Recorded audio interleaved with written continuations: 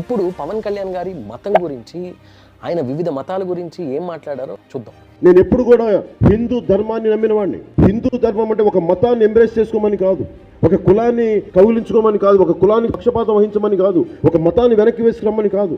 అన్ని కులాల్ని అన్ని మతాల్ని సమానంగా గౌరవించేదే హైందవ సంస్కృతి. అది చాలా ఉన్నతమైన సంస్కృతి. అంతేగాని ఒక కులం ఎక్కువ, ఒక కులం తక్కువ, ఒక మతం ఎక్కువ, ఒక మతం తక్కువ అని కాదు. అంత బలమైన హైందవ సంస్కృతి.